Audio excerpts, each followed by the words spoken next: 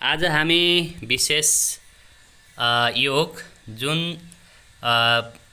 पछाडिको ढाड र कम्मर अत्याधिक रूपमा दुख्ने नसा च्यापिएको पछाडि ढाडको नसा च्यापिएको अवस्थामा धेरैभन्दा धेरै कष्टहरू बेहोरिरहेका विभिन्न व्यक्तिहरूलाई समस्याको समाधान गराउनको लागि यो मर्कट आसन लिएर आएको छु।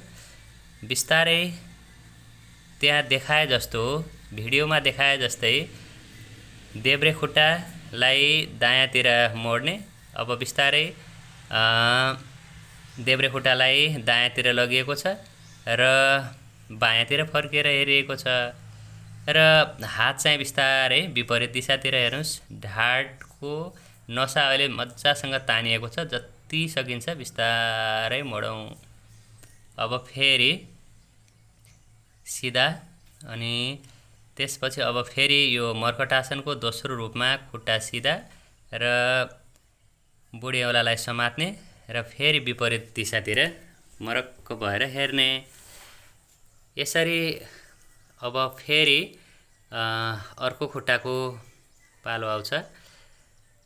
बिस्तारै आराम गरिएको छ त्यही स्टेपमा। नसाहरू तन्किरहेका छन्, घुँडाको मुनि नसाहरू तन्केका छन्। अब फेरि अर्को खुट्टालाई बिस्तारै त्यही प्रक्रिया गरिन्छ र विपरीततिर हेरिन्छ। हात पनि विपरीत, खुट्टा पनि विपरीत र जुन खुट्टा सिधा छ त्यसलाई सिधा राख्ने। अर्को खुट्टा पनि घुँडा मुनि अहिले तनक्क तन्किएको छ। टाउको पनि जति सक्यो विपरीत दिशातिर फर्काउने। अब यो मर्कट आसनको दोस्रो भाग भयो। फेरि अब हामी तेस्रो भाग गर्दैछौँ। बिस्तारै दुवै खुट्टालाई जोडेर बायाँतिर, टाउको दायाँ, फेरि विपरीततिर, फेरि विपरीततिर, पुनः विपरीततिर। यो प्रक्रिया समय आफ्नो समय भएसम्म लामो समयसम्म गर्न सकिन्छ। 8-10 पटकसम्म गर्न सकियो भने राम्रै हुन्छ। अब फेरि अर्को स्टेप हेर्नुस्। ल, यसले ढाडको नसाहरू जहाँ जहाँ च्यापिएको छ त्यो पुरै तान्छ। ल, अब देब्रे खुट्टा माथि दाहिने खुट्टा राखिएको छ र दाहिने खुट्टातिर खुट्टालाई भुइँमा टस्काइएको छ र विपरीततिर हेरियो। अब फेरि दाहिने खुट्टा माथि देब्रे खुट्टा राखेर बिस्तारै ल भुइँमा टाँसियो। अब विपरीततिर हेरियो।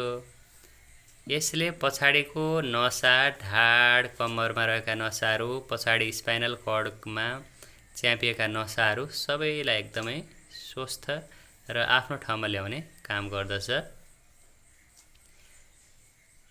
बिस्तारै अब शलभासनको अभ्यास भएको छ। यो पनि अत्यन्त सुन्दर अभ्यास हो।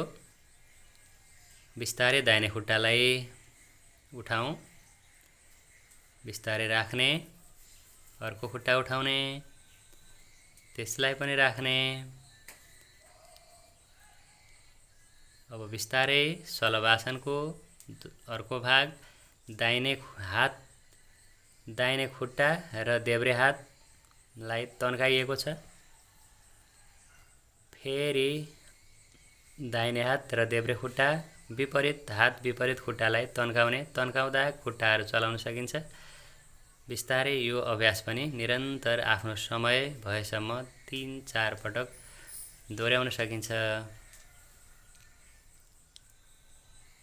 बिस्तारै यो अभ्यास अत्यन्त सुन्दर। ढाड, कमरको समस्याहरू, ढाड दुख्ने समस्या आदि यसले एकदमै ठिक बनाएर जान्छ।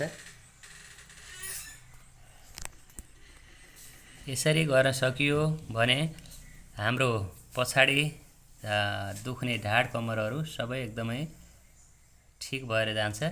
त्यसैले यो अभ्यासहरूलाई दैनिक रूपमा गरी स्वस्थ बनौँ, सबै शान्त बनौँ। धन्यवाद।